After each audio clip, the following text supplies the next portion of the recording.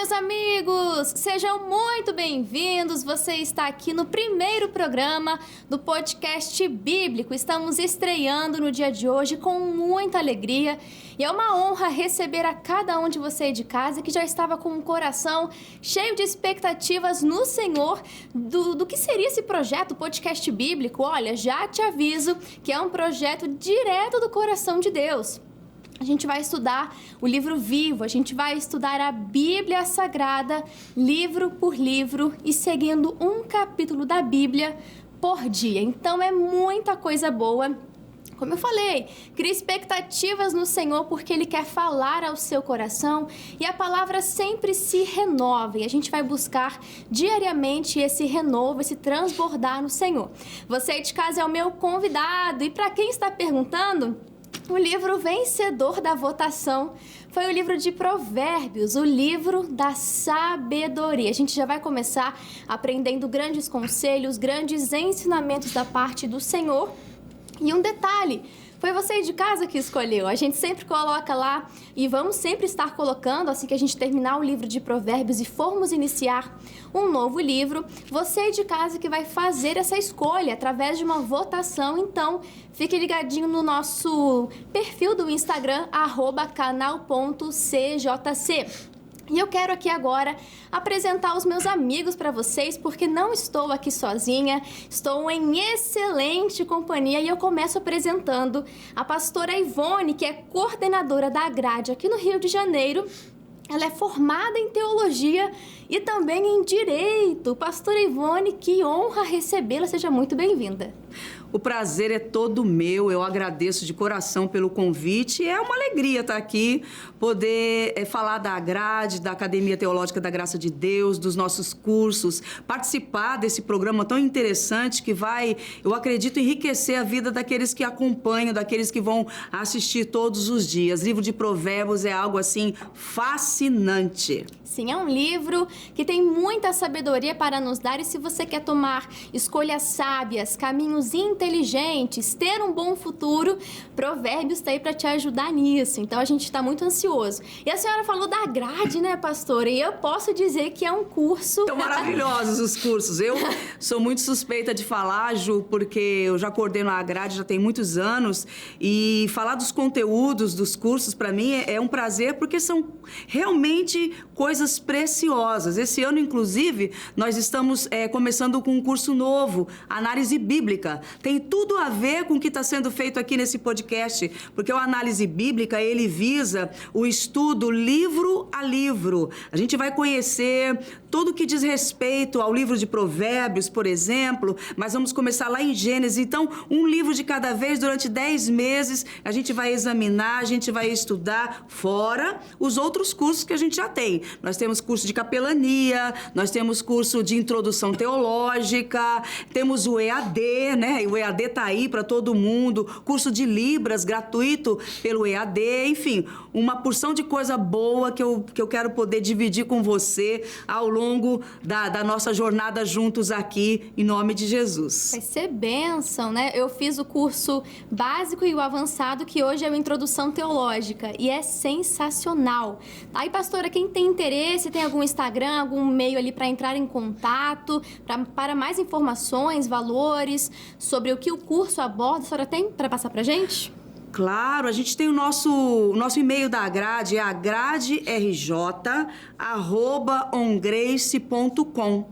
E temos também a nossa secretaria que funciona todos os dias no horário comercial e o número do telefone é 3507-5999, é a grade aqui do Rio de Janeiro. Perfeito, muito obrigada, pastora Ivone. Tenho certeza que a senhora vai acrescentar muito no programa de hoje. E quem também está aqui para abençoar as nossas vidas é o pastor Gabriel. Ele é o pastor e professor também do Instituto Bíblico Roberto Macalister de Estudos Bíblicos. Olha só, seja muito bem-vindo, pastor Gabriel. Muito obrigado, Júlia. Prazer estar aqui falando, né, desse livro tão maravilhoso, né? A gente lê muitos livros, mas a Bíblia é a nossa paixão de verdade quando a gente fala da palavra de Deus. Então, prazer estar aqui com você, com a pastora Ivone, que também, assim como eu, a gente batalha aí nesse ensino teológico, tão difícil, né? Desse dia a dia, mas buscando ensinar a palavra de Deus. Então, a gente está aqui fazendo o que ama. E o senhor também é autor do livro Razão Visceral. Conta um pouquinho mais sobre o que é essa obra, por favor. Isso, exatamente. Eu escrevi na época da pandemia, né, um livro a respeito do culto cristão. É algo que a gente faz tanto, mas a gente não reflete tanto sobre o nosso culto, né? Então, tá aí o Razão Visceral. E, inclusive, eu trouxe aqui, de presente aqui, pastor Ivone. E para você também, Júlia. Obrigada! Que livro bonito! Vou mostrar aqui, ó, para vocês. Razão Visceral, do pastor Gabriel Carvalho. É interessante, pastor. O senhor traz o que mais de conteúdo a respeito do livro? Fala sobre um culto racional? Isso, exatamente. Como a gente une... O culto é uma união, né, da nossa mente e das nossas emoções, né? Como a gente não cai para nenhum dos dois extremos. A gente une a nossa mente, as nossas emoções no melhor culto a Deus. Então, é basicamente sobre isso, né, que trata... Sensacional. E quem tem interesse em adquirir o livro, como que faz? Então, ele está disponível na internet no e-book, mas caso queira cópia física, pode procurar no meu Instagram também. Deve estar sendo projetado aí depois o endereço do meu Instagram, entrar em contato comigo. Sim, perfeito. Então, você que tem interesse em ler Razão Visceral, do pastor Gabriel Carvalho, aqui no GC a gente vai colocar as informações para você poder entrar em contato e adquirir o seu e ser abençoado. Bom, a gente vai começar agora esse estudo, esse plano de fundo, esse panorama a respeito do livro de Provérbios. E nós sempre vamos trazer esse panorama aqui, porque isso traz mais embasamento para a gente poder estudar com mais propriedade. E uma outra coisa que a gente sempre tem feito, né? Aliás, vamos fazer daqui para frente, é antes de começar a ler a Bíblia Sagrada, a gente orar. Tem muita diferença quando você lê a Bíblia, só a letra, né? Você lê sem orar, você analisa friamente. Mas quando você convida o Espírito Santo, isso traz uma outra dimensão. A gente vai sempre estar relembrando isso, que o Espírito Santo, ele é o autor de Gênesis a Apocalipse, não é verdade? Então, a gente tem esse privilégio de ter o autor do nosso lado. Já pensou? Você leu alguma coisa do livro do pastor Gabriel e não entendeu e pudesse chamar ele ali? Pastor Gabriel, traduz aqui para mim isso aqui, o que o senhor quis dizer? Não sei, né? Na Bíblia, você tem o Espírito Santo do seu lado, te dando interpretação correta, revelação, aplicação. Então, a gente tem que convidar ele e a gente vai ter essa prática aqui sempre, antes de começarmos a leitura da Bíblia. Então, eu convido vocês a orarem, vou fazer essa oração bem breve, mas para abençoar as nossas vidas. Senhor Deus e Pai, nós estamos aqui na Tua presença, Senhor, reunidos no Teu nome, falando, meu Pai, a respeito da Tua palavra. Senhor Jesus, nós temos fome de Ti, nós temos sede de conhecer mais da Tua palavra e nós chamamos o Espírito Santo e damos total liberdade. E com toda a humildade, nós pedimos que o Senhor fale ao nosso coração, que o Senhor fale aquilo que precisamos ouvir, não aquilo que queremos, mas aquilo que a Tua palavra tem reservado, a porção celestial para o dia de hoje. Que nessa aula, meu Pai, nós possamos sair mais sábios, mais enriquecidos, Jesus, fortalecidos com a Tua palavra. E desde já nós Te agradecemos. Muito obrigado pela Tua palavra. Muito obrigado por estarmos aqui hoje. Nós amamos a Bíblia Sagrada. Nós amamos Jesus Cristo, a própria palavra, o Verbo encarnado. Senhor, nós Te agradecemos. Em nome de Jesus, amém, amém. Nós convidamos o Espírito e o Espírito já está aqui entre nós e alcança você aonde você está. Na sua casa, se você está ouvindo aí no fone de ouvido, no meio da condução, não sei, mas o Espírito Santo está aí com você agora. E vamos começar este panorama de Provérbios. E a gente já começa com a autoria dele, né? Aqui na Bíblia diz Provérbios de Salomão. Mas ele foi o único autor? Como que funciona assim? Vou começar com a pastora Ivone. Pastora, o autor ou os autores de Provérbios? O que a senhora nos diz? Os autores. Salomão é responsável pela maioria, né? E por conta da sabedoria dele, que era algo sobrenatural, chamava atenção, atribuiu-se a ele a autoria do livro. Mas ele usou também provérbios já existentes, ele compilou provérbios já existentes da antiguidade, de outros autores, de outros sábios, e colocou ali junto aos seus. Do capítulo 1 ao capítulo 9, não são provérbios de Salomão, são provérbios de sábios. A partir do 10:1 fala da autoria dele, 1:1 fala da autoria dele, 25:1 também fala da autoria dele, mas ele não é o único autor, não. E quem são esses outros autores? O senhor pode nos dar essa informação, pastor Gabriel, revelar? A gente tem expresso no final do livro de Provérbios, né, alguns provérbios de Agur, de Lemuel, né? No próprio capítulo 25 que a pastora mencionou, fala ali dos servos de Ezequias.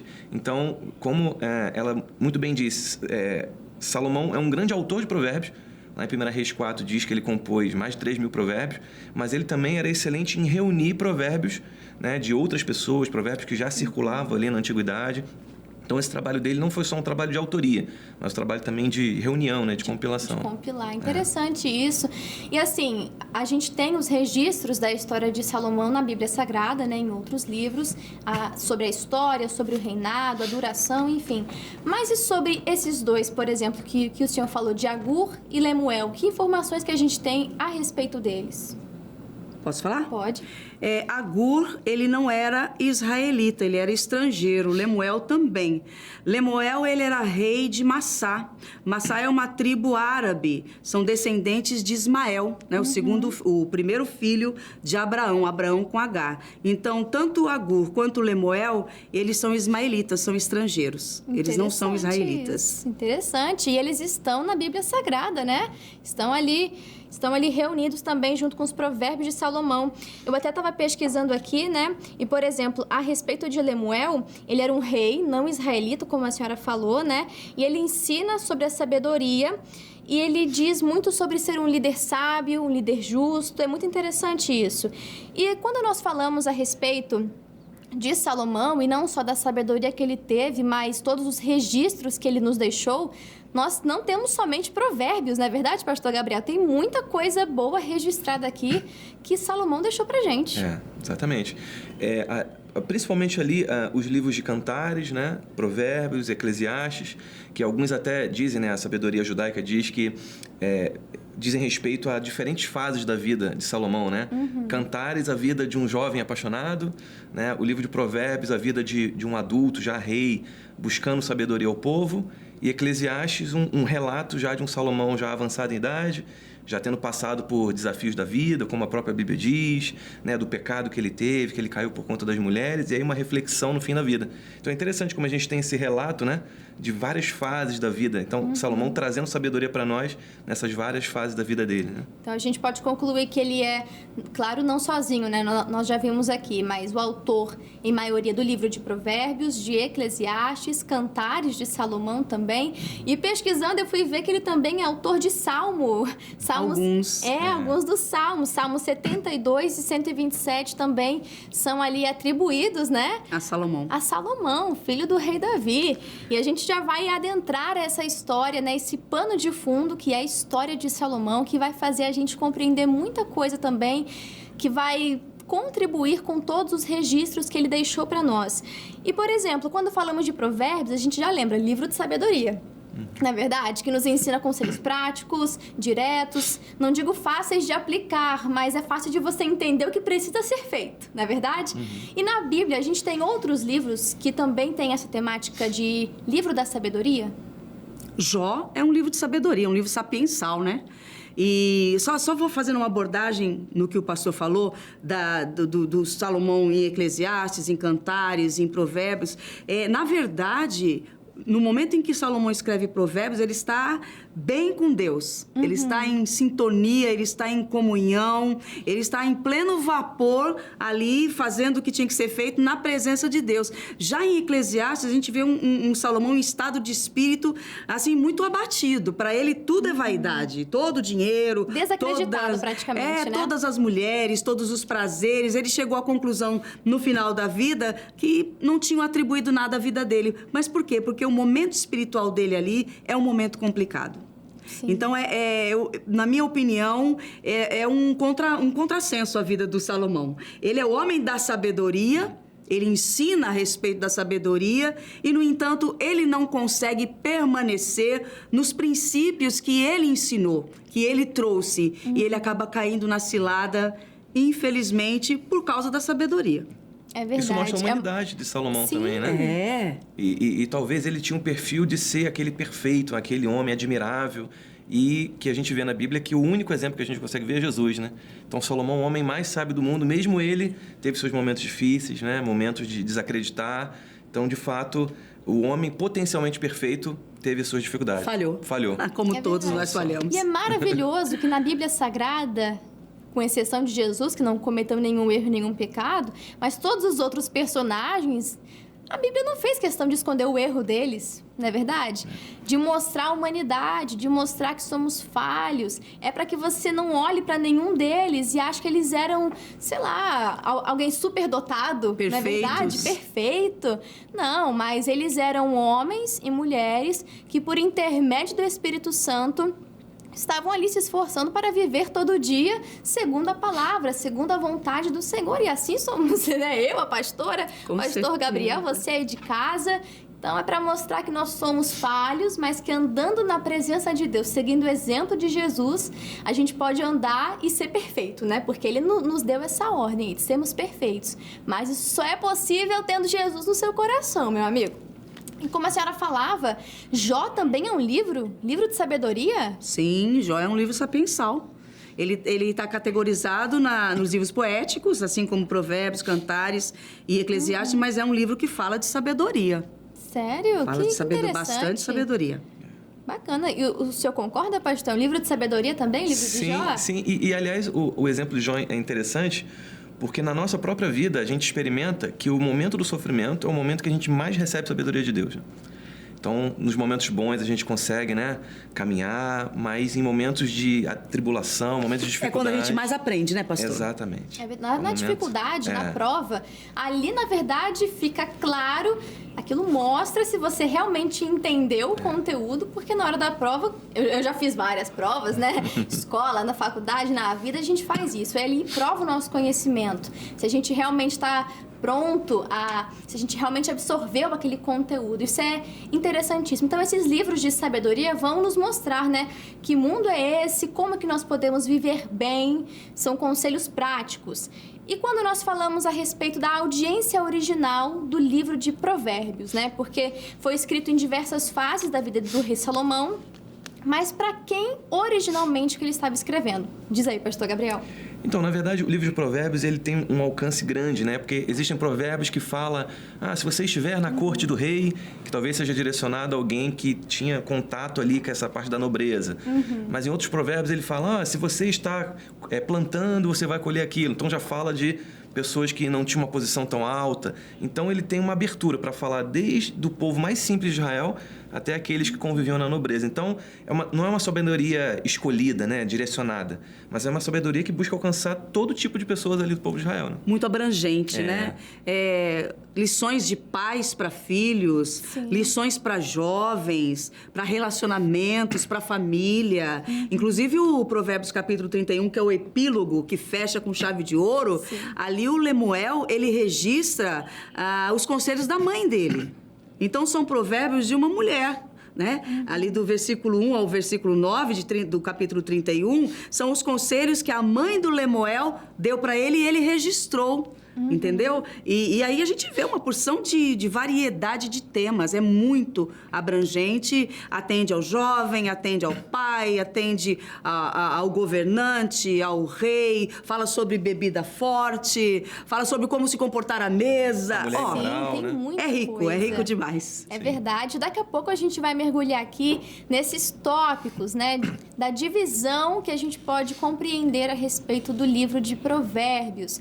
Também vamos compreender melhor sobre o rei Salomão, quem foi esse autor, entender o pano de fundo, entender por completo. Hoje a aula é um panorama. E a respeito da audiência original, se a gente pudesse colocar, englobar, né? Vamos generalizar, é claro, tem assuntos específicos, foi feito para diversas classes sociais, Mas quando a gente começa a estudar, uma palavra se repete aqui várias e várias vezes, que é ao tolo, não é verdade? Ou quando fala do jovem, mas num sentido de inexperiência, né? Porque independe da idade. A pessoa pode ter uma idade jovial, mas agir de uma forma mais madura e vice-versa, né? Tem uma pessoa já avançada em idade, mas tem um comportamento infantil.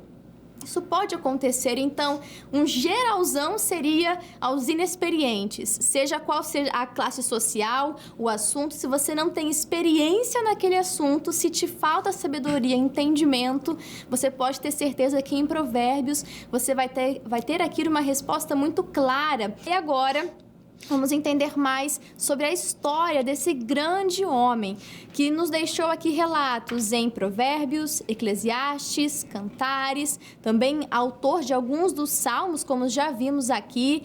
Temos também a história dele registrada na Bíblia e agora vamos mergulhar neste assunto. Preparados? Sempre, né?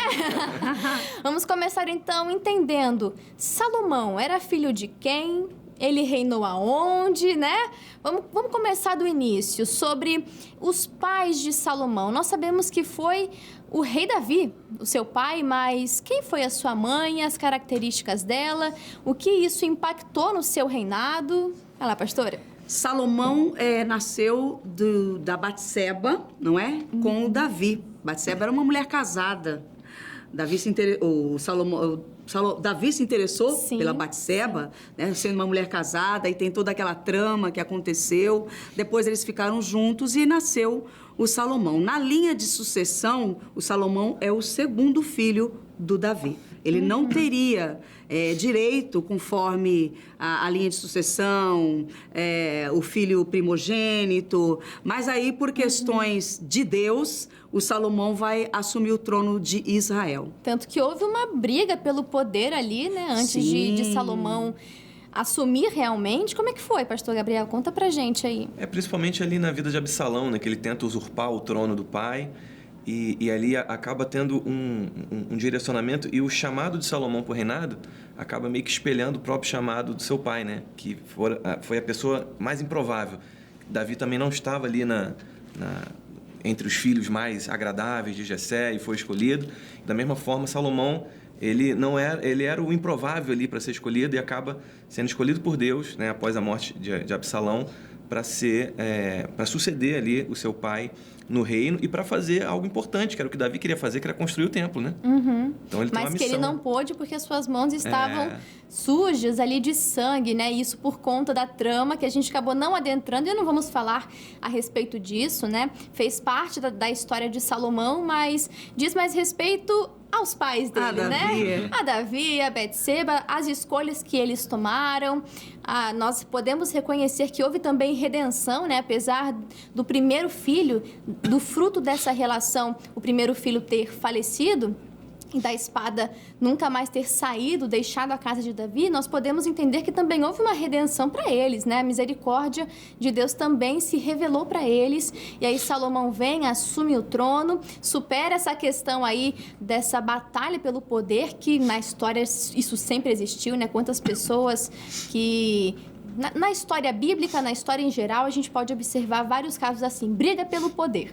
Mas Salomão assumiu e construiu o templo. E mais ou menos, qual o ano do reinado deles? Tem noção, mais ou menos? Foi no início? Foi no meio do reinado dele? Ou foi mais no final que ele construiu o templo? Porque, na verdade, a construção do templo demorou muitos anos, né? Hoje em dia, a gente constrói a nossa igreja, já demora um pouco, né? Mas o templo tinha proporções, assim, muito maiores. Magníficas, né? Muito magníficas, né? Eu cheguei a ver que a extensão dele era como se fosse 1/3 de um campo de futebol. Ele foi uma das maravilhas da antiguidade, né?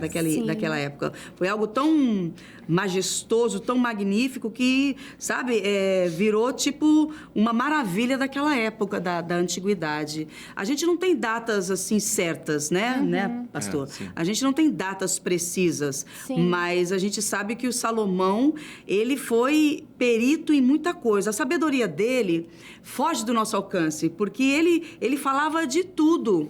Ele era um naturalista, um cientista naturalista, ele falava de animal, ele falava de árvore, ele falava de planta, de ave, de réptil. Ele era um um juiz muito capacitado, muito competente. Sim. E essa competência ficou muito nítida naquele caso daquelas duas mulheres, né? Sim. Que vão brigar por causa de uma criança. E o Salomão, na maior tranquilidade, com muita sabedoria, com muito Porque entendimento. se a gente jogasse assim, Pastor Ivone, se a senhora não conhecesse a história, né? Claro, não conhecesse o método que ele usou, mas se a gente só jogasse o desafio para uma pessoa muito formada, de repente essa pessoa levaria dias para chegar numa conclusão. Lá você não teve testemunhas, você não tinha teste de DNA, você não tinha nada. Uma câmera, não tinha. Então, como que você descobre quem que é a mãe verdadeira, na verdade? Então, ali, Salomão usou de uma sabedoria. Alguns podem olhar e pensar, mas esse homem era um louco. Ele ia deixar partir a criança no meio, né? Se você não conhece a história, tinha ali duas mães, elas tinham um filho pequeno, recém-nascido, podemos dizer. E aí, numa certa noite, uma delas se debruça sobre o seu filho, né? Não tinha intenção, mas a criança, de manhã, ela percebeu ali que estava morta, não respirava, não tinha mais sinais. Ela foi lá e trocou com essa outra mãe, que também tinha um filho mais ou menos da mesma idade. E aí chegou no dia lá de manhã, o dia amanheceu, a luz chegou, e aí ela acorda e fala, esse não é o meu filho? Esse não é o meu filho? E aí leva essa situação para o rei. Aí chama lá a outra mãe que trocou a criança, e Salomão, diante desse cenário, ele tem que fazer o quê? Olha a decisão que ele tem que tomar, né, gente? Não são decisões fáceis que os líderes têm que tomar. E aí ele fala para o quê, pastora? Partir a criança no meio. Pega a espada, corta a criança no meio. Esse rei é louco! Metade para cada um. Ou seja, nem para um nem para outro.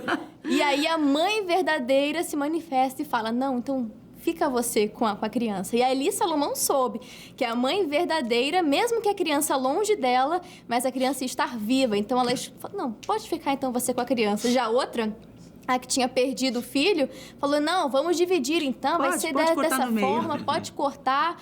Ou seja, melhor matar a criança? E ali Salomão soube a intenção do coração e soube quem era a verdadeira mãe. Olha que sabedoria, sem teste de DNA, sem câmera, sem testemunha. Olha aí, esse é um caso muito conhecido, aí um marco na história do rei Salomão.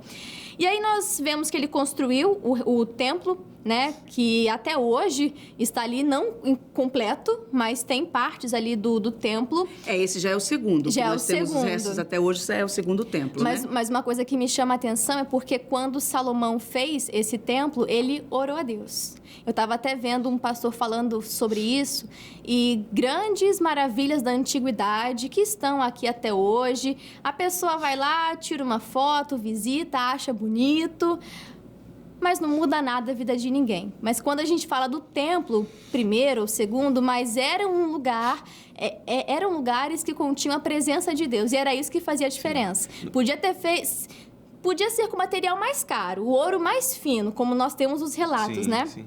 Mas a presença é que faz a diferença. E até os dias de hoje as pessoas vão, oram e têm essa certeza de que Deus ouve e responde as orações. É muito bonito, Júlia, quando a gente vê que o templo terminou de ser construído e aí foi feito um culto. Culto de dedicação. E aí Salomão fez uma oração belíssima. Nossa, a glória de Deus encheu aquele templo e foi um sobrenatural de Deus, assim, maravilhoso e marcante. O Salomão, além de ter construído, né, o templo, foi um arquiteto maravilhoso, juiz, rei, naturalista, e ele entendia de muitos assuntos. Hoje tinha umas 20 faculdades. Ele também mandou construir um palácio que demorou 13 anos para ficar pronto. Então, se você lembra da suntuosidade, do luxo do templo, pense no palácio que o Salomão mandou construir para ele e para abrigar cada uma das suas poucas esposas. E, aliás, isso mostra também que ele era um rei, um negociante, né? A política ali com os povos em volta, ao redor. Né? O texto bíblico diz que ele consegue que Irão, rei de Tiro, traga madeira para construir. Então, ele negocia, então, né, as pedras preciosas. E até essa questão política dele acaba levando ele para um lado ruim, né? Que ele começa a casar com as mulheres. Fazer aliança, né? Aliança pro políticas casamento. em troca de casamento, e isso começa a ser, né, a derrocada dele ali. Né? E aqui a gente tem um ponto interessante, nós podemos até entrar nesse assunto, porque é um assunto longo, né? Quando a gente começa a falar do declínio do rei Salomão, porque a senhora até citou algo no início, não vou lembrar as exatas palavras, mas a senhora falou sobre ele errar em algo que ele tinha sido instruído muitas vezes e que ele ensinou isso muitas vezes. A sabedoria que foi a força do Salomão no seu início, ela vai ser a sua fraqueza, porque ele vai começar a confiar mais em si mesmo, ele vai começar a deixar o conselho de Deus de lado, ele vai começar a confiar no seu exército. Deuteronômio, no capítulo 17, no versículo 14 em diante, ali o Moisés escreve, amando de Deus, por orientação de Deus, todos os requisitos que deveria fazer parte de um rei quando Israel tivesse um monarca. Né? A vontade de Deus era que ele fosse o rei. Mas caso algum dia Israel fosse governado por um rei, ali tem elencado os requisitos. Então tinha que ser israelita, nato, né? Não podia juntar muito exército com carros, com cavalos. E aí você vai vendo que o Salomão, ele vai atropelando todas as ordens de Deus, todas as regras. Ele não podia juntar muito soldado, carro, cavalo, muitas mulheres, para não correr o risco. E ainda mais estrangeiras, de né? ser seduzido por elas. Enfim, a gente vai vendo depois, na vida do Salomão, que ele vai passando por cima de tudo isso. Então, a sabedoria, que era a força, ela acaba sendo a fraqueza dele. Sim, e quando você quebra um princípio, quando você fere um princípio, você também é ferido por esse princípio. Que isso fique gravado no seu coração, não só até o último dia que a gente estudar aqui, né, finalizarmos Provérbios 31, mas toda a Bíblia, ela é cheia de princípios e são para o seu bem, para a sua preservação, para você ter um bom futuro. Mas quando você fere esse princípio, você também será ferido. E que princípios, né, que Salomão feriu e acabou sendo ali sofrendo as consequências. E ali diz, né, a Bíblia Sagrada fala que ele tinha 700 esposas e 300 concubinas. Quem sabe fazer as contas aí, né, chega à conclusão que eram 1000 mulheres e quantas estrangeiras que não estavam ali no meio. E será que era só acordos políticos ou ele realmente as amava, né? Porque tem um texto aqui, eu até separei ele. Deixa eu ver, mas que diz que ele se uniu a elas com amor e diz que eram mulheres estrangeiras. Eu vou procurar aqui certinho. Mas será que era só um acordo político ou ele realmente amava? Eu acho que, na verdade, começa com uma autoconfiança de Salomão, de achar que, não, o que eu estou fazendo é bom. E é um grande perigo, porque, às vezes, nós somos bons nos que fazemos, mas não somos bons servos de Deus. Então, Salomão estava sendo um rei muito bem-sucedido, mas não estava sendo bom aos olhos de Deus. Isso é um grande perigo, né? Quando as coisas estão funcionando, mas aos olhos de Deus ele está indo por um caminho que não é bom, né? Então, acho que começa nessa autoconfiança e aí ele começa a, de fato, se envolver, né, com as mulheres. Então, o que começa como algo meramente político acaba sendo, de fato, um envolvimento pessoal mesmo de Salomão com elas. Ao que tudo indica, ele casou-se com a filha do faraó, né? Ele gostava dela. Ele gostava dela, ele tinha apego por ela e diz, inclusive, não vou entrar no mérito não, mas diz que no leito conjugal deles, ela trazia costumes, né, práticas pagãs para o leito conjugal dos dois. Então, houve sim, eram alianças políticas? Eram, mas de certo que ele se envolveu, se não com todas, né, com muitas mulheres. Eu até achei esse texto aqui, fica de dever de casa para você também. 1 Reis, no capítulo 11, aí aqui no versículo 2, no versículo 1, a gente pode ler: e o rei Salomão amou muitas mulheres estranhas, das nações que o Senhor tinha dito aos filhos de Israel, não entrareis a elas, e elas não entrarão a vós. De outra maneira, olha que Deus já alertando, né? De outra maneira, perverterão o seu coração para seguirdes os seus deuses. E a estas, Salomão se uniu com amor. Olha aí. Se não todas, pelo menos algumas ele amou de verdade, né? E olha que perigo, né? Ainda mais se a gente for comparar com o dia de hoje, quantas pessoas não fazem coisas, tomam decisões e trilham caminhos tortuosos em nome do amor, não é verdade? O amor que não é o que a Bíblia diz que é o amor. Então, a gente tem que ter cuidado. Deus é amor, mas a Bíblia também vai falar a respeito da palavra amor para a gente não amar ao dinheiro, para a gente não amar esse mundo, não amar as coisas materiais, não ter esse apego. Então, tem amor que a Bíblia está ali proibindo, está dizendo, não vá por esse caminho, né? O amor ao dinheiro, por exemplo, a gente vê Deus e Mamon, é colocado par a par ali, são dois senhores, ou você serve a um, né? Você não tem como servir aos dois, você vai acabar desagradando um. Então, a gente tem que ter cuidado, né? Temos que fazer as coisas aqui, mas era com amor, Salomão amava, mas isso perverteu o coração dele. A questão, Júlia, ele resolveu se apaixonar, ele resolveu porque se apaixonou a se unir a uma mulher estrangeira, vamos lá, vamos considerar. Mas o problema é que essa egípcia, ela veio pro reino, para Salomão, lá para o palácio, mas ela trouxe a bagagem dela. Então, ela trouxe a divindade dela, né? Ela trouxe a religiosidade dela, o paganismo dela. E o Salomão, ele começou a se tornar muito permissivo. Então, como ele abriu brecha para permitir que uma trouxesse a sua religião, as outras também, cada uma foi trazendo. A ponto dele mandar construir altares aos deuses das suas esposas. Então, se há um pecado capital que o Salomão cometeu, na minha opinião, foi instituir a idolatria em Israel. Exatamente. Acho que esse é o ponto. Acho que o grande problema da vida de Salomão não foi nem o amor excessivo, mas foi fazer com que esse amor ficasse no lugar de Deus e fizesse com que ele se afastasse de Deus.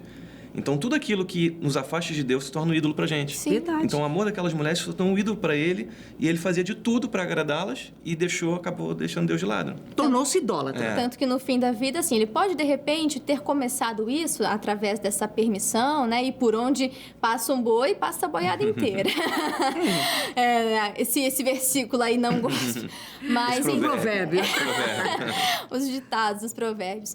Mas a gente pode ver que Salomão, ele começou, de repente, a fazer isso para agradar elas. Não, eu vou continuar aqui servindo a Deus, mas no meu coração eu estou servindo ao Senhor, mas no fim da vida dele, ele começou também a adorar esses deuses. E a gente não pode esquecer, Júlia, de uma questão muito importante. Ele era o rei de Israel. Ele é o último rei do reino de Israel unido. É verdade.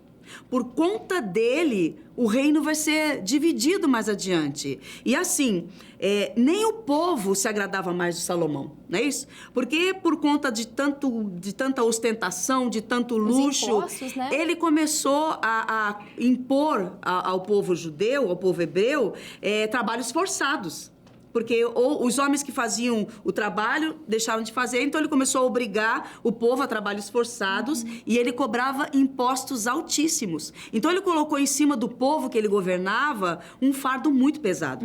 Quando ele morreu, o povo respirou. Olha que coisa, um rei amado, um rei, né, que reis vêm de outros lugares para conhecer a sabedoria dele. Quando ele morre, o povo respira, aliviado, porque o fardo, né, de repente poderia ser tirado. Que era caro manter uma família real tão grande, né? Com 1000 mulheres. 1000 mulheres? Olha, pensa. Imagina, né? Quanto ainda tinha soldados, né? Porque estavam a serviço do palácio, rei. O templo, então Olha era aí. necessário. E aí ele vai forçando os impostos e pressionando o povo, subjugando o povo, né? É isso aí. A gente vê que o final da vida dele... E é engraçado, não digo engraçado, mas em Eclesiastes ele fala que melhor é o fim das coisas do que o início. Parece que ele estava olhando a vida dele e chegando a essa conclusão, né? Tipo, de que adiantou? Comecei muito bem, cheguei no auge, mas olha o meu fim, olha como é que eu estou terminando. Isso aí vai ser cenas para os próximos capítulos aí que a gente vai estudar no livro de Provérbios. Mas agora, rapidamente, vamos entrar na divisão aqui de Provérbios sobre os assuntos que são tratados nesse livro. E, por exemplo, a gente pode entender a divisão dele, a senhora até trouxe uma coisa interessante, né? Do versículo 1 ao versículo 9 tem uma introdução ao assunto, porque os provérbios... Vou até lançar a pergunta aqui para o pastor Gabriel, né? O que seriam provérbios? Tem uma definição para isso? Um provérbio é uma frase curta que normalmente tinha como objetivo memorização e com o objetivo uma sabedoria prática. Então, uma frase curta para você, de repente, no momento de dificuldade, ou no momento que você tem que tomar uma decisão, algo que seja fácil de lembrar, né? Então, o objetivo era ser uma coisa curta, uma sabedoria curta e memorizável, né? Então, a gente pode que provém perceber... da experiência humana, né? Exato. Provém da experiência humana. Então, a pessoa teve aquela experiência, serviu para ela como uma lição, ali é criado o provérbio, que sempre traz consigo lições morais, lições espirituais. No caso dos provérbios de Salomão, eram lições espirituais também. E é fácil de você gravar, né? É uma mensagem memorável. E nós percebemos isso, como a pastora Ivone falou, do capítulo 1 ao capítulo 9, a gente não vai ter essas frases, né, esses provérbios, mas vai ter uma introdução ao assunto. A gente vai entender sobre a sabedoria, e aí vai ter aqui discursos de pai para filho, vai ter a sabedoria sendo personificada, né? Isso é muito interessante.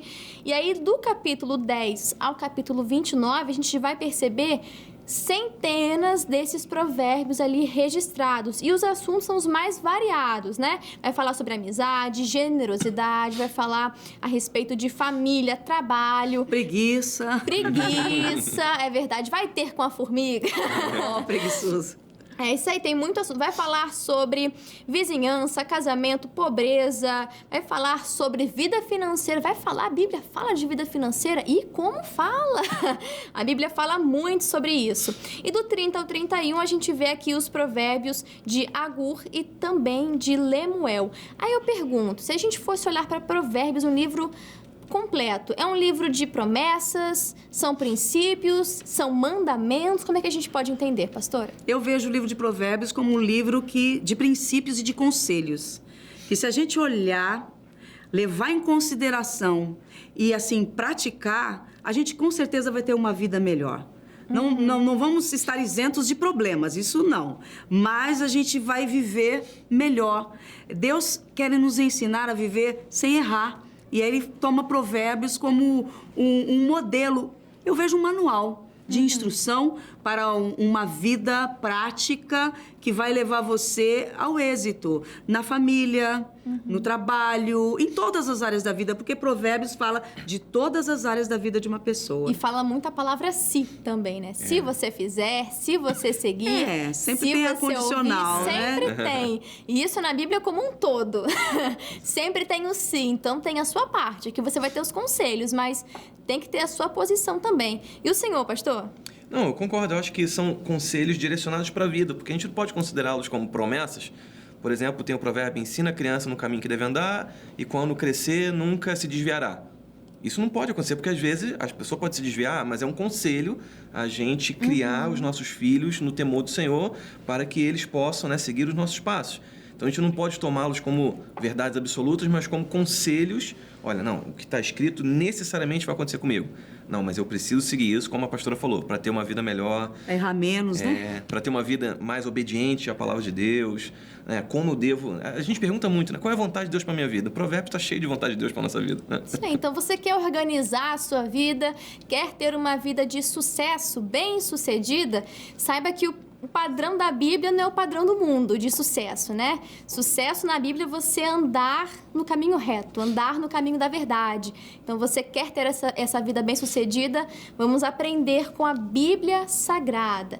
E antes de finalizarmos aqui essa introdução ao estudo, né, do livro de Provérbios, nós vamos ter sempre, na verdade, a participação do missionário R.R. Soares. Ó, estamos chiques! Ele sempre deixa um comentário ali na Bíblia Sagrada e também temos um comentário para o dia de hoje. E sempre será assim, tá bom, pessoal? Então pode esperar sempre essa participação. E ele diz assim: Provérbios é um livro de sabedoria prática que trata de assuntos relativos à moral e ao bom senso. Estes escritos lembram que o temor do Senhor é o princípio da ciência, o princípio da sabedoria. Revelam a sabedoria dos antigos mestres israelitas e instruem como o sábio deve agir em certas situações. Alguns provérbios abordam as relações familiares, outros a boa educação nas relações sociais. Há aqueles que tratam do comportamento nos negócios e outros que nos levam a meditar em quão importante é a pessoa saber se controlar, é importante. Além disso, eles falam a respeito da humildade, da paciência, do respeito pelos pobres e da lealdade aos amigos, ou seja, muitos assuntos nós encontramos em Provérbios. Muito obrigado, missionário R.R. Soares. Deixo aqui o dever de casa para você, tá bom? Leia Provérbios capítulo 1. A gente já vai chegar amanhã estudando esse capítulo. Lembrando, não vamos fazer a leitura extensiva ali do capítulo completo, mas destacando os assuntos centrais e aquilo que Deus revelou ao coração, porque mais do que a letra escrita, nós temos por intermédio do Espírito Santo a revelação, para você aplicar isso na sua vida e ter diferença, né? E viver uma vida boa, uma vida agradável e bem-sucedida. Então, leia Provérbios capítulo 1 e amanhã a gente estuda, tá bom? Pessoal de casa, muito obrigado. Pastor Gabriel, Deus abençoe a sua vida. Obrigado. Seja uma bênção por onde o Senhor for, tá bom? Amém. Pastora Ivone, sem palavras, né, para a senhora. Muito obrigada, foi uma honra recebê-la. A senhora tem que voltar mais vezes aqui no podcast. Então, o convite já está feito. No próximo livro, a pastora Ivone vai estar aqui com a gente também, em nome de Jesus. Pessoal, fica aqui o meu abraço, meu carinho para cada um de vocês. Fiquem com Deus e até amanhã. Tchau, tchau.